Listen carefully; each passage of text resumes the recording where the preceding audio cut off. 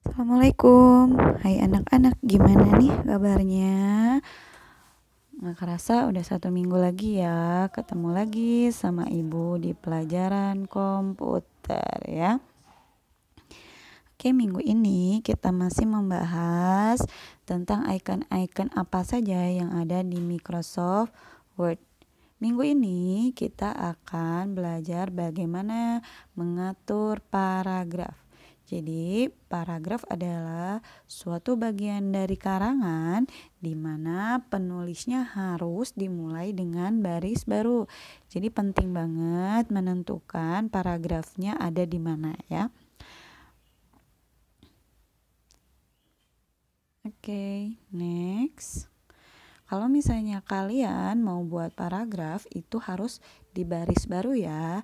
Nah, untuk membuat baris barunya kalian cukup tekan enter di keyboard ya. Jadi tekan enternya di keyboard.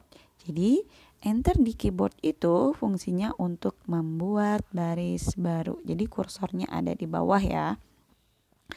Sekarang kita belajar tentang jenis-jenis perataan dalam paragraf. Ada 4 ikonnya ya. Yang pertama yaitu Elegant Left. Fungsinya untuk teks rata kiri.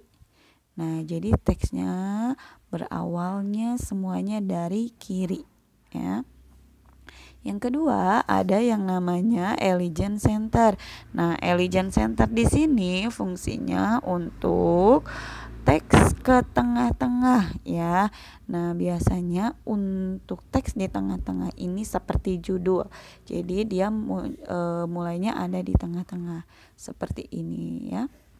Bedakan dengan Elegant Left, kalian bisa membedakannya ya. Icon berikutnya yaitu Elegant Right. Fungsinya agar teks rata kanan. Jadi kalau kalian pakai Elegant Right itu ngetiknya itu mulainya dari sebelah kanan ya. Seperti kalian menulis huruf Arab kan itu dari kanan. Nah, ini adalah contohnya. Jadi dia teksnya lebih ke kanan. Next, yang terakhir ada justify. Ini fungsinya untuk agar paragraf atau teks rata kiri ataupun kanan. Nah, kalau di sini nanti kalau kalian ngetik itu lebih kelihatan ya. Kalau teksnya penuh itu ratanya kiri kanan. Oke. Berikutnya kita akan membahas tentang apa itu copy ya. Copy bukan yang diseduh ya di sini. Nah, copy ini fungsinya untuk menyalin dengan tetap mempertahankan objek aslinya. Jadi copy yang untuk di Microsoft Word ya. Fungsinya untuk menyalin dengan tetap mempertahankan objek aslinya. Nah, ini adalah icon copy. Jadi kalian kalau mau pakai icon copy, contohnya nih ada di buku kalian yang di halaman 38. Misalnya kalian lagi ngetik padamu negeri kami berjanji. Nah, kalian mau mengcopy padamu negeri. Kenapa di copy? Karena tulisan padamu negerinya akan dibuat banyak. Nah, caranya kalian seleksi saja di padamu negeri, lalu kalian boleh tekan icon copy. Biasanya ada di atas ya icon copy-nya. Atau kalian bisa tekan di keyboard CTRL-C untuk copy ya.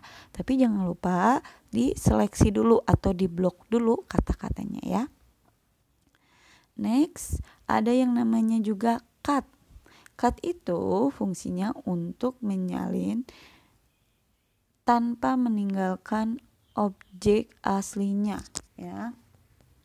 Jadi kalau cut itu menyalin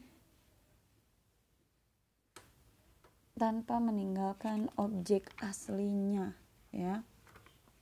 Jadi kalau pakai cut itu kalian biasanya pas di cut objeknya itu langsung hilang, keambil sama cutnya ya, jadi tidak ditinggalkan. Nah, ini icon cut-nya. Kalau misalnya kalian mau pakai cut juga sama kayak copy, kalian tinggal seleksi, lalu kalian klik icon cut yang ada di atas, di pojok kiri atas ya biasanya. Tapi bedanya kalau copy, kalian pas diseleksi, pas ditekan copy, itu tulisan padamu negerinya masih ada. Tapi kalau di cut, tulisan padamu negerinya itu langsung menghilang ya, tapi tidak apa-apa karena kalian bisa adakan lagi. Dengan kayak gimana? Dengan kalian klik icon paste ya, atau paste yang fungsinya untuk meletakkan objek hasil salinan. Jadi meletakkan dari copy ataupun dari cut. Ini adalah iconnya. Nah, jadi kalau kalian mau menulis kata yang berulang-ulang, kalian tidak usah ngetik satu persatu ya, karena itu bisa lama. Jadi kalian bisa pakai copy saja ya. Nah, tadi sudah Ibu bilang kalau misalnya copy itu kalian bisa pakai CTRL sama C di keyboard. Kalau cut itu CTRL X, kalau paste itu CTRL V.